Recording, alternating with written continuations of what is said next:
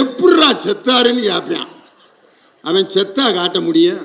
அதுக்கு அவன் பதில் சொல்லுவான், சாப்பிட்டு சேரில் உட்காந்துருந்தாருப்பா, நெஞ்சு வலிக்குதுன்னாரு. இந்தங்க நம்ம பக்கத்தில் ஒரு டாக்டர்கிட்ட கூட்டி போனான். போகிற வழியிலேயே அதுக்கு அவன், இங்கே இருக்க டாக்டர்கிட்ட எதுக்குடா கூட்டி போனேன், நேராக மெட்ராஸுக்கு டவுனுக்கு கூட்டி போட்டிருந்தா பொழைச்சிருப்பான்ல. இவன் என்ன நினச்சிட்டான், நம்ம தான் கூட்டி போகாமல் மர்டர் பண்ணுற மாதிரில கேட்குறான். அடுத்து வர்றவன்ட்ட பதிலை மாற்றிட்டான். எப்படா செத்தாரு, நெஞ்சு வலிக்குதுன்னாரியா, மெட்ராஸில் இருக்க டாக்டர்கிட்ட கூட்டி போனான். அங்கே வரைக்கும் எதுக்குடா கூட்டி போனேன், இங்கே நம்ம பக்கத்தில் ஒரு டாக்டர் இருக்கார், என்னடா இதை சொன்னால் அதுங்கிறேன், அதை சொன்னால் இதுங்கிறேன், ரெண்டையும் சேர்த்து சொல்லிடுவோம்னு அடுத்து வர்றவன்ட்ட எப்படா செத்தாரு, நெஞ்சு வலிக்குதுன்னாரியா, இந்த பக்கத்தில் இருக்க டாக்டர்கிட்ட கூட்டி போனோம், அவர் மெட்ராஸுக்கு கூட்டி போக சொல்லிட்டார் அப்படின்னா. அதுக்கு இவன், எதுக்குடா ஊர் ஊராக தூக்கிட்டு தெரிஞ்ச, அதுதான் கண்ணு மேலே ஏறிக்கிருச்சு இல்லை, பேசாமல் வீட்டில் வச்சுருந்தா நிம்மதியாக இறந்துருப்பார்லங்கிறான். அடுத்து வர்றவன்ட்டு என்ன பதில் சொல்லியிருப்பான்னு நினைக்கிறீங்க? உள்துறை அமைச்சர் மாண்புமிகு அமித்ஷா அவர்கள் மதுரைக்கு வந்த போது ஒரு பேச்சு பேசினார். என்ன பேச்சுனா, திராவிட முன்னேற்ற கழகத்துக்காரர்கள் திருப்பரங்குன்றத்தை சிக்கந்தர் மலையாக மாற்றி விட்டார்கள். ஏயா, யாராவது இது வரைக்கும் அப்படி சொன்னோமா? அந்த தொகுதிக்கு பேரே திருப்பரங்குன்றம் தொகுதி தான். யாராவது சிக்கந்தர் மலை தொகுதின்னு சொல்லியிருக்கோமா? பாட்டு இது வரைக்கும் பூவை செங்குட்டுவன் எழுதின பாட்டு, திருப்பரங்குன்றத்தில் நீ சிரித்தால் முருகா திருத்தணி மலை மீது எதிரொலிக்கும் அப்படின்னு தான் பாட்டு இருக்கு. சிக்கந்தர் மலை மீது நீ சிரித்தால் முருகா நாகூர் தர்காவிலே எதிரொலிக்கும், அப்படியா பாடியிருக்கான். ஒரு உள்துறை அமைச்சர் ஒரு ஊருக்கு வந்து திருப்பரங்குன்றத்தை சிக்கந்தர் மலையாக மாற்றிவிட்டார்கள் என்று அரசியலுக்குள் மதத்தை புகுத்திய அந்த பாஜகவுக்கு சிம்ம சொப்பனமாக பாராளுமன்றத்தில் இருக்கின்ற ஒரு அன்பு தலைவர் என் சகோதரர் தொல் திருமான். அந்த அமித்ஷா அது மட்டுமா பேசினாரு? பாராளுமன்றத்தில் என்ன பேசினார்னா, இப்பொழுது அம்பேத்கர் அம்பேத்கர் என்று சொல்வது ஒரு ஃபேஷன் ஆகிவிட்டது. கடவுளுடைய பெயரை சொன்னாலாவது நாட்டில் நல்லது நடக்கும். ஒரு உள்துறை அமைச்சர் பேச வேண்டிய பேச்சாயாது? இதுதான் அரசியலில் மதம் கலப்பது. இது பாஜகவும் RSS சங் பரிவாரம் செய்கின்ற திட்டமிட்ட சதி. அம்பேத்கர் பேரை சொல்லாம கடவுள் பேரை சொன்னாலாவது நல்லது நடக்கும்.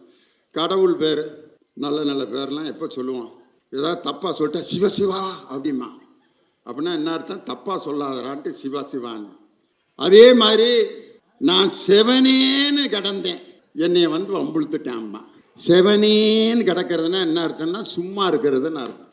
செவனேன்னு இருக்கேன், இதுதான் சக்தி இருந்தா செய்ய, இல்லாட்டி செவனேன்றான்ட்டு நம்ம கிராமத்தில் ஒரு பழமொழி இருக்கு. இன்னைக்கு நான் கேட்குறேன், ஒருத்தன் நல்ல காரியத்துக்கு போறப்ப கோவிந்தா கோவிந்தா அப்படின்னு சொன்னா ரொம்ப நன்றியா அப்படின்னு சொல்லுவான். அவன் சொல்லி பாருங்க, யாராவது ஒருத்தர் பரீட்சைக்கு போறீங்க, தம்பி போறாரு, பரீட்சைக்கு போயிட்டு வரவா, போயிட்டு வா கோவிந்தா, நான் பரீட்சையில் பாஸ் ஆகணுமா வேணாமாடான்ட்டு. அது உண்மையிலே ஒரு கடவுள் பேர் தான். ஆனால் அதை சொன்னால் யாராவது அதை நல்லதுன்னு ஏற்றுக்கிறானா? ஒரு கல்யாணத்தில் தாலி கட்டுறப்ப பக்கத்தில் போய் நின்று கோவிந்தா கோவிந்தா கொன்னே விடுவாங்க நம்மளை. அது என்ன, கடவுள் பேரை சொன்னால் நல்லது நடக்கும், அம்பேத்கர் பேரை சொல்வது வாடிக்கையாகிவிட்டது என்று. எனக்கு ஒரு மதம் இருக்கலாம், எனக்கு ஒரு அரசியல் இருக்கலாம். அதை போய் வகுப்புல நான் போய் வகுப்புக்கு போறேன், சயின்ஸ் வாத்தியார் நான். குட் மார்னிங் சார், ஹல்லேலூயா, இயேசுவுக்கு புகழ்.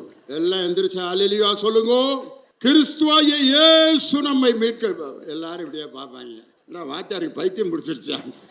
சயின்ஸ் வாத்தியார் எதுக்குடா அல்லேலூயா போடுறாரு? எனக்கு வந்து நான் கிறிஸ்தவனா இருக்கலாம், ஆனால் என்னுடைய மதத்தை என் மாணவர்களாகிய எல்லாருக்கும் நான் திணிப்பது நான் அவர்களுக்கு செய்யக்கூடிய மிகப்பெரிய துரோகம்.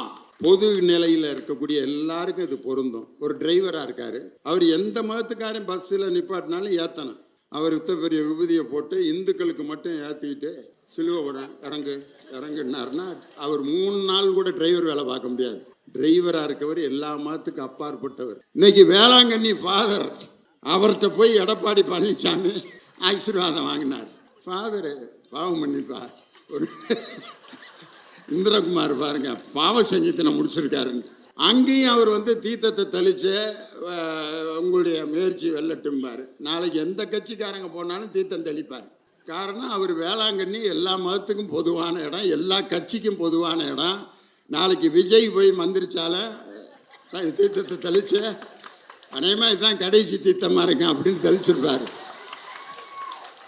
நாங்கள் திமுக காரங்க போனாலும் எங்களுக்கும் தீர்த்தம் தெளிப்பார். அண்ணன் தொல் திருமாவர்கள் போனாலும் அவரையும் மந்திரிப்பார். காரணம் மதத்திற்குள் அரசியல் புகக்கூடாது, அது எல்லாத்துக்கும் பொதுவான இடம். அரசியலில் மதம் கலந்தாலும் மதம் அரசியலில் கலந்தாலும் பாலில் விஷம் கலந்தாலும் விஷம் பாலில் கலந்தாலும் உண்பவன் தான் இறந்து போவான் என்று சொன்ன முத்தமிழறிஞர் டாக்டர் கலைஞருடைய ஸ்டேட்மெண்ட். பொது அரசியல் தலைவராக இருக்கவர்கள் எல்லா மதத்தாலும் ஏற்றுக்கொள்ளப்படுவராக இருக்கணும். இதுவரைக்கும் எந்த பிரதமராவது கும்பமேளால குளிச்சிருக்காங்களா ஐயா? அவங்க கட்சியில இருந்த வாஜ்பாய் குளிச்சாரா கும்பமேளால? அதுல 181 பேர் செத்து போனாங்களே, அந்த கும்பமேளால போய் குளிச்சாரு. அதே மாதிரி கும்பமேளாவில் குளித்து கொண்டிருக்கக்கூடிய அந்த பிரதமர் போல இந்தியா என்ற அந்த ஒற்றுமையான அந்த மதச்சார்பற்ற அந்த நாட்டை, மதச்சார்பின்மை என்ற வார்த்தையை இந்திய அரசியலமைப்பு சட்டத்திலிருந்து எடுக்க போகின்ற அந்த முயற்சியை முறியடிக்கின்ற கூட்டம்தான் இந்த வெள்ளமன திரண்டிருக்கக்கூடிய விடுதலை சிறுத்தைகளின் கூட்டம். உன் மதமா என் மதமா, ஆண்டவன் எந்த மதம், நல்லவங்க எம் மதமோ, ஆண்டவன் அந்த மதம். அட போங்கடா போங்கடா போங்கடா, பொல்லாத பூசலும் ஏசலும் ஏனடா. அட வாங்கடா வாங்கடா வாங்கடா, சொல்லாத சங்கதி சொல்லுறேன் கேளுடா. அந்த ஆண்டவன் தான் முஸ்லீமா இல்லை கிறிஸ்துவனா இல்லை இந்துவா, உன் மதமா என் மதமா, ஆண்டவன் எந்த மதம், நல்லவங்க எம் மதமோ, ஆண்டவன் அந்த மதம். உன் மதமா என் மதமா, ஆண்டவன் எந்த மதம், தம்பி திருமாவும் எம் மதமோ, ஆண்டவன் அந்த மதம். அருமையாக இன்று பிறந்த நாளை கொண்டாடி 11 மணிக்கு வந்தேன் நானுங்க. எப்போ எனக்கு பேசுறதுக்கு நேரம் கிடைச்சிருக்கு பாருங்க. வேற எந்த மேடையிலும் இவ்வளவு நேரம் காத்திருந்து பேசுவதற்கு நான் தயாராக இருந்ததில்லை. ஒரு மாபெரும் எழுச்சி தமிழனின் பிறந்த நாளுக்காக எத்தனை மணி நேரம் வேண்டுமானாலும் காத்திருந்து இந்த ஒலி வாங்கியில் நான் பேசுவேன். ரொம்ப அற்புதமாக இந்த பிறந்த நாள் நிகழ்ச்சி நடந்து கொண்டிருக்கிறது. கேக் வெட்டி இன்னும் வாழ்த்திலிருந்து அவர் முடியல. நிறைய பேர் இப்போ நிப்பாட்டி வச்சிருக்காங்க. எல்லாரும் என்னைய திட்டிகிட்டு இருப்பாங்க. நாங்கள் வாழ்த்து மடல் எல்லாம் கொண்டு வந்துக்கிட்டு இங்கே நின்றுக்கிட்டு இருக்கேன். இந்த ஆளை வேற குறுக்க பேச விட்டாங்களேன்னு அவங்களுக்கு இடையில தான் இப்போ நான் நின்றுக்கிட்டு இருக்கேன். சிவராத்திரியில் விழித்திருந்தால் சிவலோக பதவிக்கு செல்லலாம் என்ற நம்பிக்கை, வைகுண்ட ஏகாதேசிக்கு விழித்திருந்தால் வைகுண்ட பதவிக்கு போகலாம் என்று ஒரு நம்பிக்கை. ஆனால் இந்த விடுதலை சிறுத்தைகள் இன்று விழித்திருக்கின்ற இந்த இரவு பாசிசத்தை அடக்கி ஒரு இலட்சியத்தை அடைகின்ற அந்த இலக்கை நிர்ணயிக்கின்ற ஒரு இரவு. இன்னைக்கு கிருஷ்ண ஜெயந்தி, அதாவது கிருஷ்ணருக்கு பிறந்த நாள். கிருஷ்ணருடைய நிறமும் கருப்பு தான்.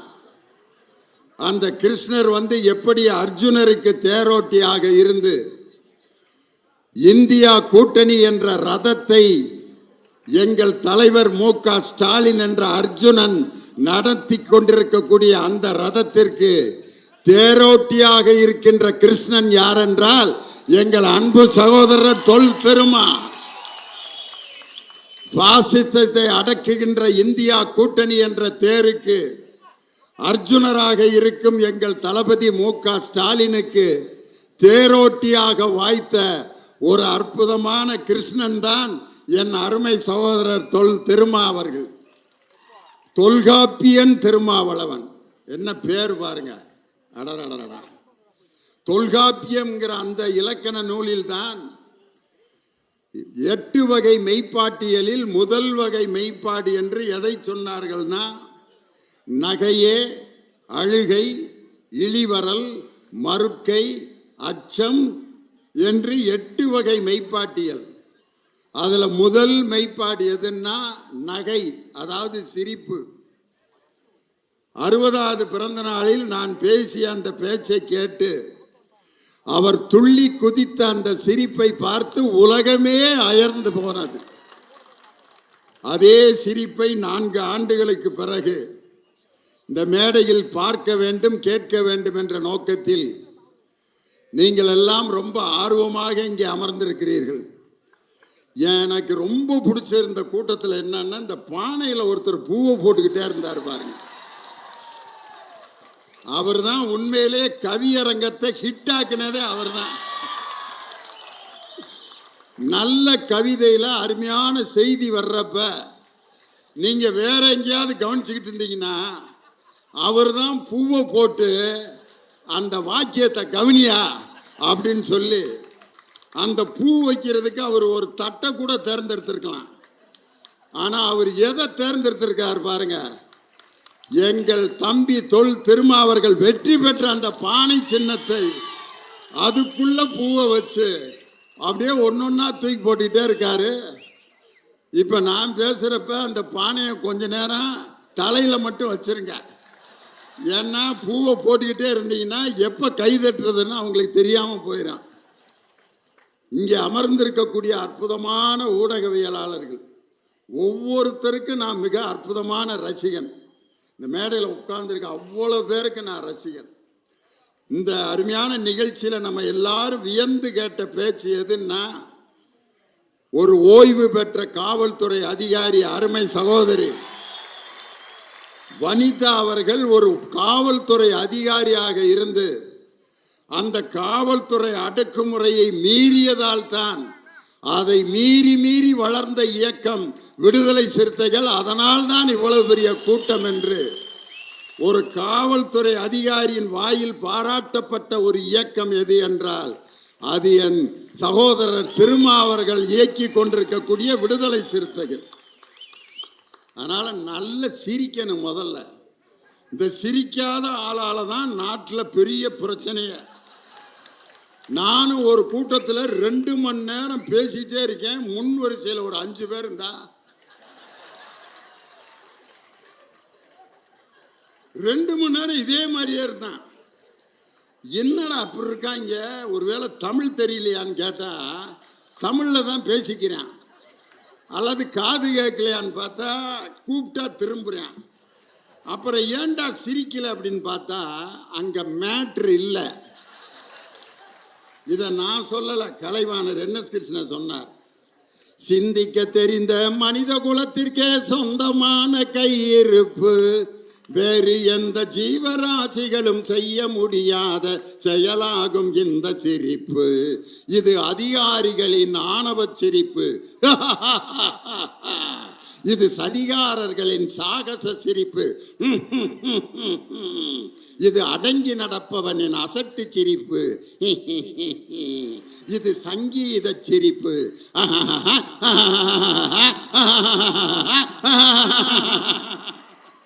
பல சிரிப்பு நம்ம கேட்டிருக்கான். ஆனால் என் தம்பி தொல் திருமா சிரிக்கிற சிரிப்பு இருக்கு பார்த்தீங்களா, பாசிசத்தை ஒடுக்குகின்ற அந்த மந்திர புன்னகை என் அருமை சகோதரர் தொல் திருமாவின் புன்னகை. சிரிக்கணும் முதல்ல. இதை மட்டும் கலைவாணர் NS கிருஷ்ணன் சொல்லல. இன்னைக்கு என்ன தலைப்பு எங்களுக்கு கொடுத்துருக்காங்கன்னா மதச்சார்பின்மை. என் தம்பி தொல் திருமாவை ஒரு ஜாதியினுடைய பிரதிநிதியாக, ஒரு ஜாதி சங்க தலைவராக என்னால் பார்க்க முடியவில்லை. இந்த உலகத்தில் இருக்கக்கூடிய அனைத்து மக்களுக்கும் விடிவு காலத்தை ஏற்படுத்தக்கூடிய ஒரு ஒப்பற்ற தலைவர் என் சகோதரர் தொல் திருமா. காரணம், அவர் எடுத்திருக்கிற இயக்கம்லாம் எப்படிப்பட்ட இயக்கம் பார்த்தீங்களா? தேசம் பாதுகாப்போம், மதுவை ஒழிப்போம், மதச்சார்பின்மையை நிலைநாட்டுவோம். மதுவை ஒழிப்போம்னு ஒரு மாநாடு நடத்தினார். அதுக்கு எங்கள் திராவிட முன்னேற்ற கழகத்திலேருந்து 2 பேர் அந்த மாநாட்டில் கலந்து வாழ்த்துறை வழங்கினாங்க. மதுங்கிறது எல்லாத்தையும் கெடுக்கிற விஷயம்தான்.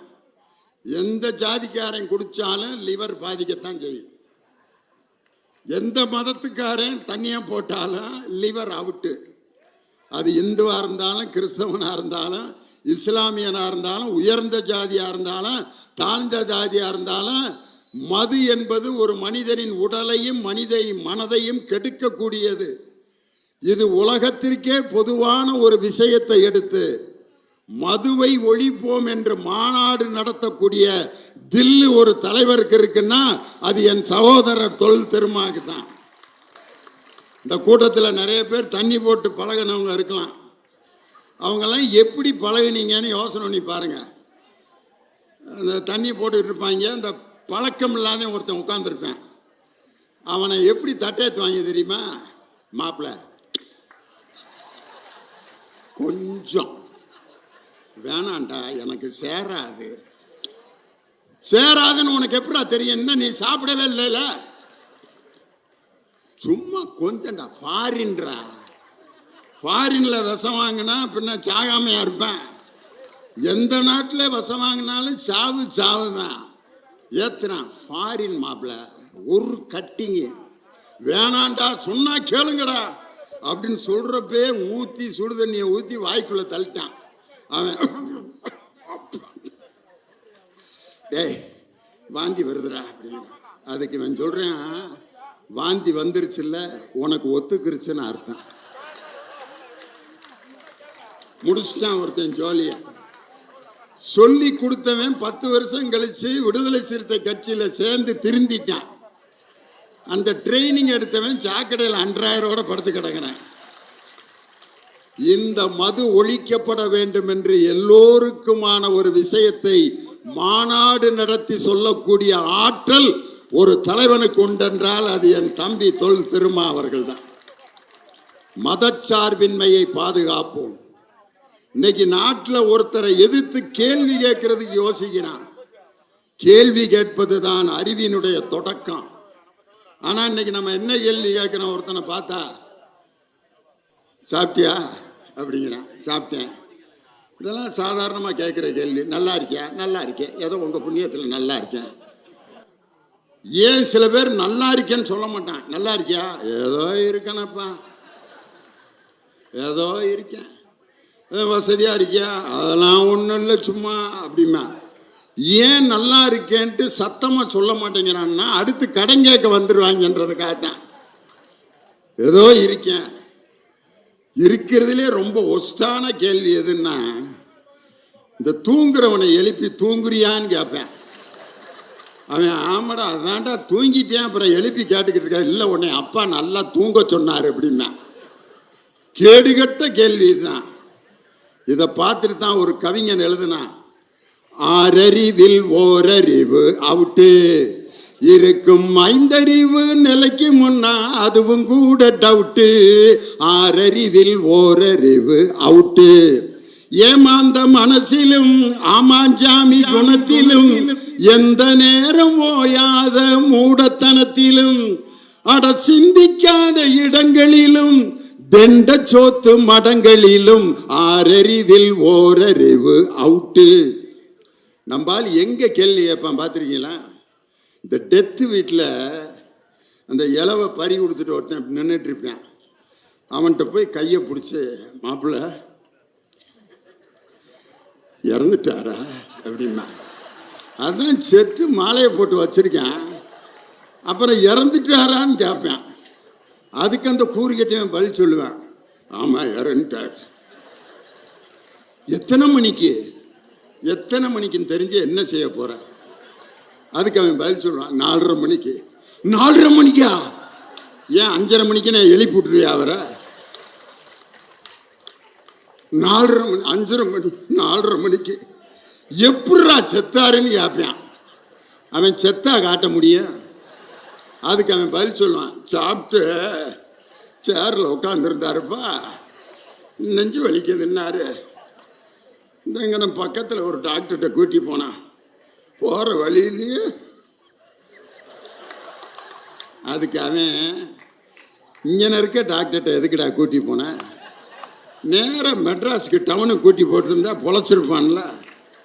இவன் என்ன நினச்சிட்டான், நம்ம தான் கூட்டி போகாமல் மர்டர் பண்ணுற மாதிரில கேட்குறான். அடுத்து வர்றவன்ட்ட பதிலை மாற்றிட்டான். எப்படா செத்தாரு, நெஞ்சு வலிக்குதுன்னாரியா, மெட்ராஸில் இருக்க டாக்டர்கிட்ட கூட்டி போனான்.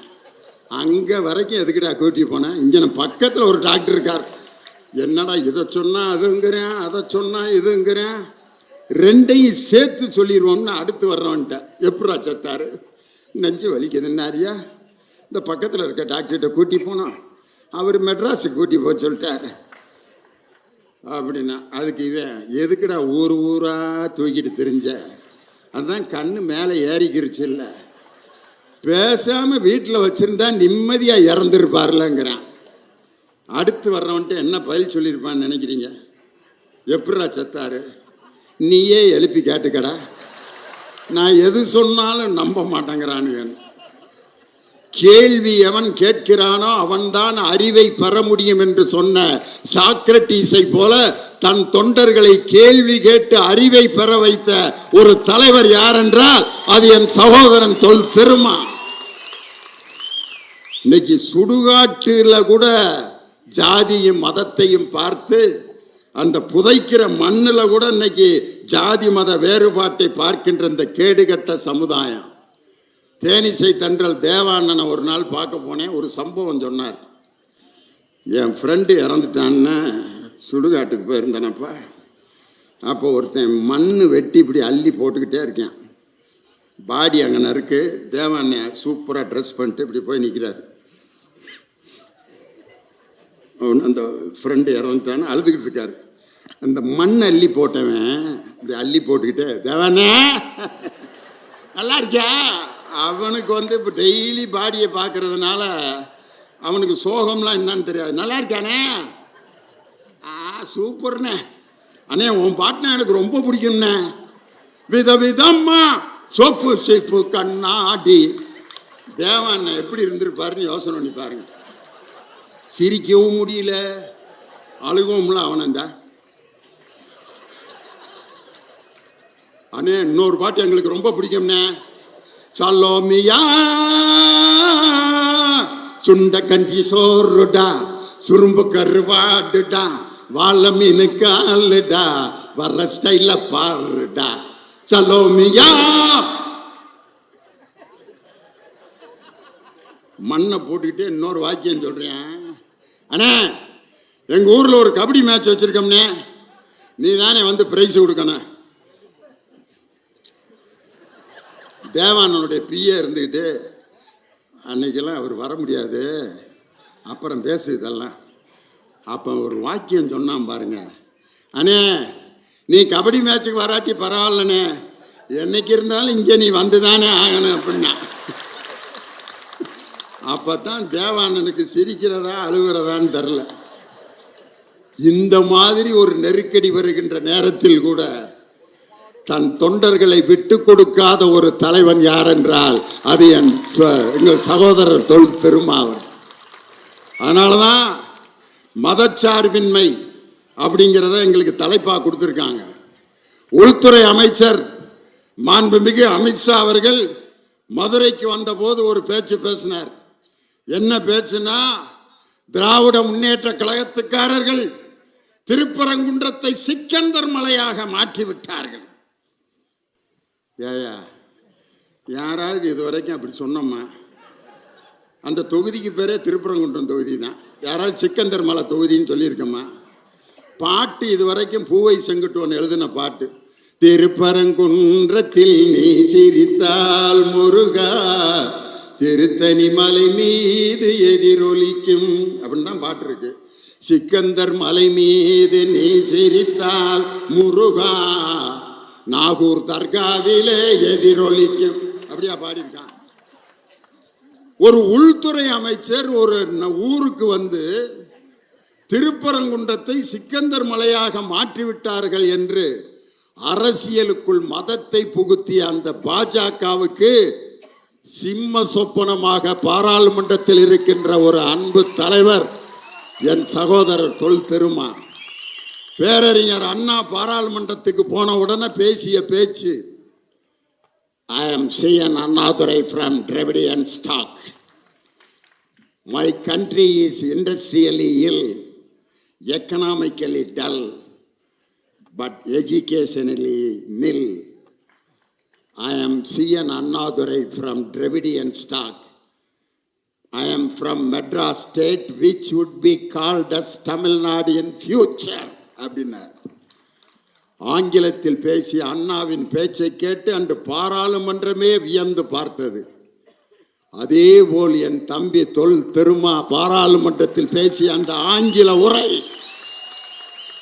அனைத்து கட்சிக்காரர்களும் யார் இந்த மனிதர் என்று பார்க்கின்ற அளவிற்கு தமிழகத்தினுடைய கோரிக்கைகளையும் சிறப்புகளையும் ஆங்கிலத்திலே கம்பீரமாக புரட்சியாளர் அம்பேத்கரை போல் பேசிய தலைவர். அதுக்காகத்தான் லியோனி 1:30 மணிக்கு இங்கே பேசிட்டு இருக்கேன். 1:30 மணிக்கு ஒருத்தருடைய பிறந்த நாளில் இதுவரைக்கும் என் வாழ்க்கையில் நான் பேசினதே கிடையாது. எங்கள் வீட்டுக்காரமா கேட்குறாங்க, என்பையா மீட்டிங்லாம் போயிட்டா 10:30க்கெலாம் வந்துடுவேன், 10:30க்கு பிறப்பிட்டு போறியே, என்னையா அப்படி மீட்டிங்னு கேட்டாங்க. மற்ற எல்லா கூட்டங்களை விட இது வித்தியாசமான கூட்டம், அதுக்காகத்தான் நான் போறேன்னு. அந்த அருமையான ஒரு தலைவனுக்கு இன்று பிறந்த நாள். அந்த அமித்ஷா அது மட்டுமா பேசினாரு? பாராளுமன்றத்தில் என்ன பேசினார்னா, இப்பொழுது அம்பேத்கர் அம்பேத்கர் என்று சொல்வது ஒரு ஃபேஷன் ஆகிவிட்டது. கடவுளுடைய பெயரை சொன்னாலாவது நாட்டில் நல்லது நடக்கும். ஒரு உள்துறை அமைச்சர் பேச வேண்டிய பேச்சாயாது. இதுதான் அரசியலில் மதம் கலப்பது. இது பாஜகவும் RSS சங் பரிவாரம் செய்கின்ற திட்டமிட்ட சதி. அம்பேத்கர் பேரை சொல்லாம கடவுள் பேரை சொன்னாலாவது நல்லது நடக்கும். கடவுள் பேரு நல்ல நல்ல பேர்லாம் எப்ப சொல்லுவான்? ஏதாவது தப்பா சொல்லிட்டா சிவசிவா அப்படிமா, அப்படின்னா என்ன அர்த்தம்? தப்பா சொல்லாதரான்ட்டு சிவசிவான்னு. அதே மாதிரி நான் செவனேன்னு கடந்தேன், என்னை வந்து வம்புழுத்துட்டேன் அம்மா. செவனேன்னு கிடக்கிறதுனா என்ன அர்த்தம்னா சும்மா இருக்கிறதுன்னு அர்த்தம். செவனேன்னு இருக்கேன். இதுதான் சக்தி இருந்தால் செய்ய, இல்லாட்டி செவனேன்றான்ட்டு நம்ம கிராமத்தில் ஒரு பழமொழி இருக்கு. இன்னைக்கு நான் கேட்குறேன், ஒருத்தன் நல்ல காரியத்துக்கு போகிறப்ப கோவிந்தா கோவிந்தா அப்படின்னு சொன்னால் ரொம்ப நன்றியா அப்படின்னு சொல்லுவான். அவன் சொல்லி பாருங்க, யாராவது ஒருத்தர் பரீட்சைக்கு போறீங்க, தம்பி போறாரு, பரீட்சைக்கு போயிட்டு வரவா, போயிட்டு வா கோவிந்தா, நான் பரீட்சையில் பாஸ் ஆகணுமா வேணாமாடான்ட்டு. அது உண்மையிலே ஒரு கடவுள் பேர் தான். ஆனால் அதை சொன்னால் யாராவது அதை நல்லதுன்னு ஏற்றுக்கிறானா? ஒரு கல்யாணத்தில் தாலி கட்டுறப்ப பக்கத்தில் போய் நின்று கோவிந்தா கோவிந்தா கொன்னே விடுவாங்க நம்மளை. அது என்ன, கடவுள் பேரை சொன்னால் நல்லது நடக்கும், அம்பேத்கர் பேரை சொல்வது வாடிக்கையாகிவிட்டது என்று. ஒருமையுள் தாம் பெற்ற கல்வி எழுமையும் ஏமா புடைத்து என்று புரட்சியாளர் அம்பேத்கர் கற்ற கல்வி இந்த உலகம் முழுவதற்கும் பயன்படுத்திய தலைவர் புரட்சியாளர் அம்பேத்கர். அவர் வெளிநாட்டில் படித்துவிட்டு வந்தவுடன் உச்ச நீதிமன்ற நீதிபதி பொறுப்பு அவருக்கு தரப்பட்டது, வேண்டாம் என்று விட்டார். மிகப்பெரிய கவர்னர் பொறுப்பு தரப்பட்டது, வேண்டாம் என்று சொல்லிவிட்டார். எந்த பொறுப்பை ஏற்றுக்கொண்டார் என்றால் சட்ட அமைச்சர் பொறுப்பை ஏற்றுக்கொண்டார். ஏனென்றால் இந்திய அரசியலமைப்பு சட்டத்தை உருவாக்கி என் மக்களை நான் தாழ்நிலையில் இருந்து உயர்த்துவதற்கு அந்த பொறுப்பை தான் நான் ஏற்றுக்கொள்வேன் என்று சொன்ன சட்ட மாமேதை அம்பேத்கருடைய அந்த வழியில் உண்மையிலேயே முருகனை இன்னைக்கு அவர்கள் பயன்படுத்தி அரசியல் தலைவராக இன்னைக்கு முருகனை வச்சு ஓட்டு கேட்டுக்கிட்டு இருக்காங்க. ஒரே ஒரு செய்தியை சொல்லி முடிச்சிடறேன். நான் நடித்த கங்கா கௌரின்னு ஒரு படம் பார்த்துருப்பீங்க.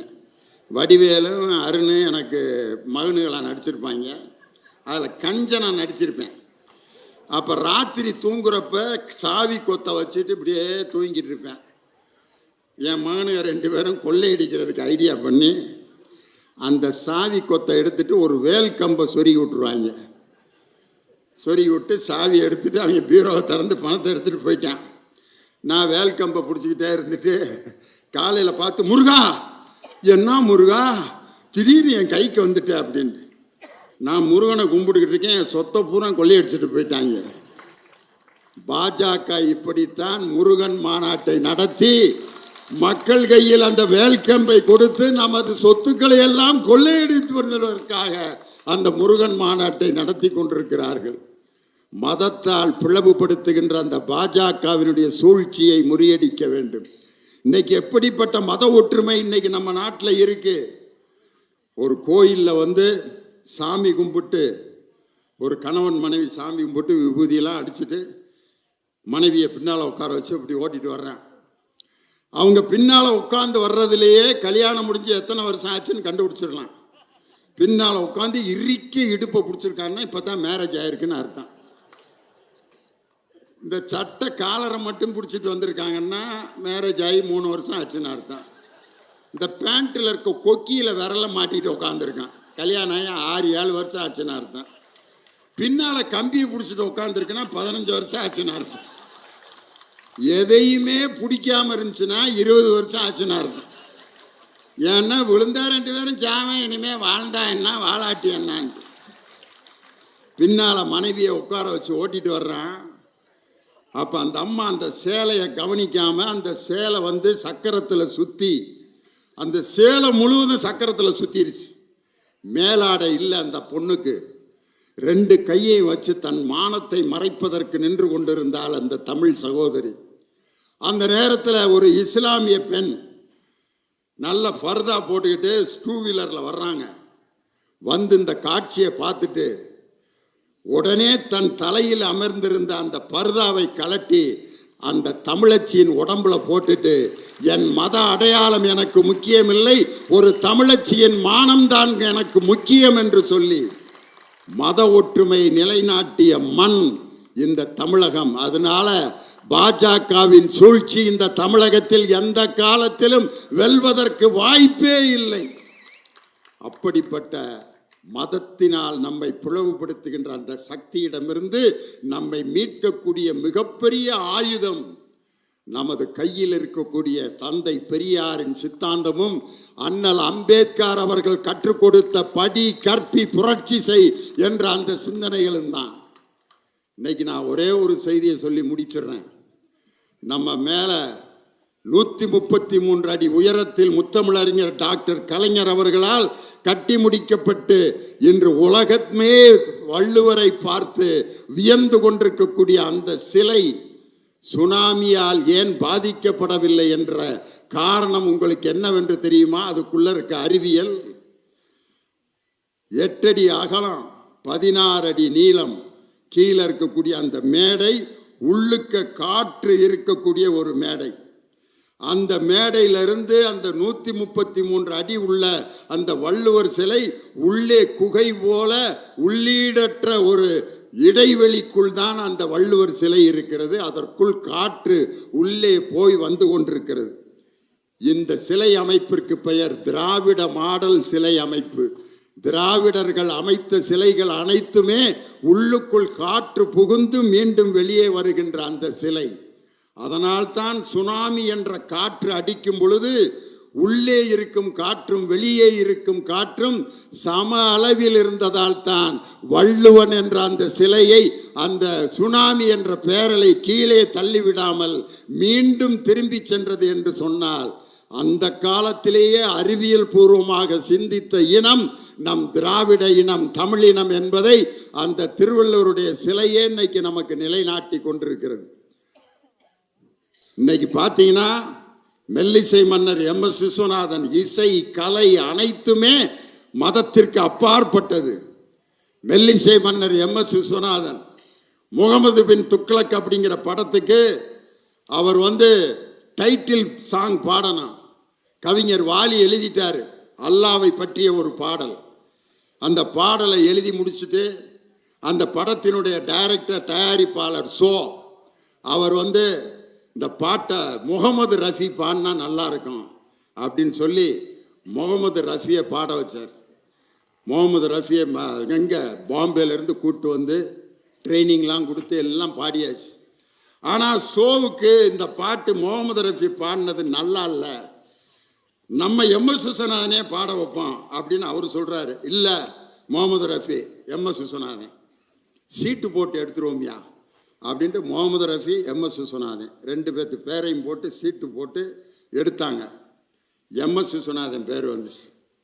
எம்எஸ் விஸ்வநாதன் தான் அந்த பாட்டு பாடினார். இவ்வளோ பெரிய விபூதி குங்குமம் அடிச்சுக்கிட்டு எம்எஸ்வி பாடின அந்த இஸ்லாமிய பாடல் இதுவரை இஸ்லாமியர்களுக்கான பாடல் பெஸ்ட் சாங் அதுதான்.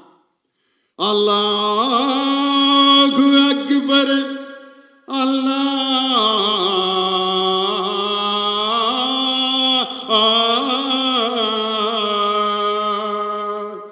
நீ இல்லாத இடமே இல்லை, நீதானே உலகின் எல்லை. அல்லாஹ் அல்லாஹ் டிண்டரடன் டண்டின் அல்லாஹ் அல்லாஹ். உடலுக்கு 9 வாசல், மனதுக்கு 80 வாசல், உயிருக்கு உயிராய் காணும் ஒரு வாசல் பள்ளி வாசல். அல்லாஹ் அல்லாஹ். எம்எஸ் விஸ்வநாதன் இவ்வளவு பெரிய விபூதி அணிந்த ஒரு இந்து பாடிய அந்த இஸ்லாமிய பாடலை தமிழகம் முழுவதும் கேட்டு ரசித்ததே மதத்திற்கு அப்பாற்பட்டது, கலையும் இசையும் என்பதை தமிழர்கள் என்றோ அறிந்து வைத்திருக்கக்கூடிய செய்தி. ஐயப்பன் கோயில்ல சபரிமலையில் இருக்கும் ஐயப்பன் எந்த பாட்டை கேட்டு தூங்குறார் தெரியுமா? கட்டச்சேரி ஜோசப் ஜேசுதாஸ் என்ற கிறிஸ்தவர் பாடிய அந்த பாடலை கேட்டுத்தான் ஐயப்பனே தூங்குறார். அறிவராசனம் விஸ்வமோகனம் சரண கீர்த்தனம் ஆராத்ய பாதுகம் அறிவிமர்த்தனம் நித்ய நர்த்தனம் ஹரிவராத்மஜம் தேவ மாத்ரயே. சரணமையப்பா சுவாமி சரணமையப்பா, சரணமையப்பா சுவாமி சரணமையப்பா, சரணமையப்பா சரணமையப்பா. ஒரு மனிதனுடைய பிறந்த நாள்ல 3 மாதத்து பாட்டு இந்த நேரத்தில் ஒலித்து கொண்டிருக்கிறது என்று சொன்னால், மதத்திற்கு அப்பாற்பட்டு எல்லா மதங்களையும் ஏற்றுக்கொண்டு அந்த மதச்சார்பின்மையை முழுமையாக கடைபிடித்து கொண்டிருப்பவன் தமிழன். பொது நிலையில் இருக்கவர்களுக்கு மதமே இருக்கக்கூடாது. நான் ஒரு வாத்தியார், நான் மதத்தினுடைய எனக்கு ஒரு மதம் இருக்கலாம், எனக்கு ஒரு அரசியல் இருக்கலாம். அதை போய் வகுப்பில் நான் போய் வகுப்புக்கு போகிறேன், சயின்ஸ் வாத்தியார் நான். குட் மார்னிங் சார், ஹல்லேலூயா, இயேசுவுக்கு புகழ். எல்லாம் எந்திரிச்சு ஹல்லேலூயா சொல்லுங்க. கிறிஸ்துவாகிய இயேசு நம்மை மீட்க. எல்லாரும் இப்படியே பார்ப்பாங்க, வாத்தியாருக்கு பைத்தியம் பிடிச்சிருச்சா? சயின்ஸ் வாத்தியார் எதுக்குடா ஹல்லேலூயா போடுறாரு? எனக்கு நான் கிறிஸ்தவனா இருக்கலாம், ஆனால் என்னுடைய மதத்தை என் மாணவர்களாகிய எல்லாருக்கும் நான் திணிப்பது நான் அவர்களுக்கு செய்யக்கூடிய மிகப்பெரிய துரோகம். பொது நிலையில் இருக்கக்கூடிய எல்லாருக்கும் இது பொருந்தும். ஒரு டிரைவராக இருக்கார், அவர் எந்த மதத்துக்காரையும் பஸ்ஸில் நிப்பாட்டினாலும் ஏற்றணும். அவர் பெரிய விபூதியை போட்டு இந்துக்களுக்கு மட்டும் ஏற்றிக்கிட்டு சிலுவை போட இறங்குனாருன்னா அவர் 3 நாள் கூட டிரைவர் வேலை பார்க்க முடியாது. டிரைவராக இருக்கவர் எல்லா மதத்துக்கும் அப்பாற்பட்டவர். இன்னைக்கு வேளாங்கண்ணி ஃபாதர், அவர்கிட்ட போய் எடப்பாடி பழனிசாமி ஆசீர்வாதம் வாங்கினார். ஃபாதரு பாவம் பண்ணிப்பா, ஒரு இந்திரகுமார் பாருங்க பாவ சங்கீதனை முடிச்சிருக்காருன்னு. அங்கேயும் அவர் தீர்த்தத்தை தெளிச்சு உங்களுடைய முயற்சி வெல்லட்டும்பார். நாளைக்கு எந்த கட்சிக்காரங்க போனாலும் தீர்த்தம் தெளிப்பார். காரணம், அவர் வேளாங்கண்ணி எல்லா மதத்துக்கும் பொதுவான இடம், எல்லா கட்சிக்கும் பொதுவான இடம். நாளைக்கு விஜய் போய் மந்திரிச்சால தீர்த்தத்தை தெளிச்சு அநேகமாக இதுதான் கடைசி தீர்த்தமாக இருக்கேன் அப்படின்னு தெளிச்சிருப்பார். நாங்கள் திமுக காரங்க போனாலும் எங்களுக்கும் தீர்த்தம் தெளிப்பார். அண்ணன் தொல் திருமாவர்கள் போனாலும் அவரையும் மந்திரிப்பார். காரணம், மதத்திற்குள் அரசியல் புகக்கூடாது. அது எல்லாத்துக்கும் பொதுவான இடம். அரசியலில் மதம் கலந்தாலும் மதம் அரசியலில் கலந்தாலும் பாலில் விஷம் கலந்தாலும் விஷம் பாலில் கலந்தாலும் உண்பவன் தான் இறந்து போவான் என்று சொன்ன முத்தமிழறிஞர் டாக்டர் கலைஞருடைய ஸ்டேட்மெண்ட். பொது அரசியல் தலைவராக இருக்கவர்கள் எல்லா மதத்தாலும் ஏற்றுக்கொள்ளப்படுவராக இருக்கணும். இதுவரைக்கும் எந்த பிரதமராவது கும்பமேளால குளிச்சிருக்காங்களா ஐயா? அவங்க கட்சியில இருந்த வாஜ்பாய் குளிச்சாரா கும்பமேளால? அதுல 181 பேர் செத்து போனாங்களே, அந்த கும்பமேளால போய் குளிச்சாரு.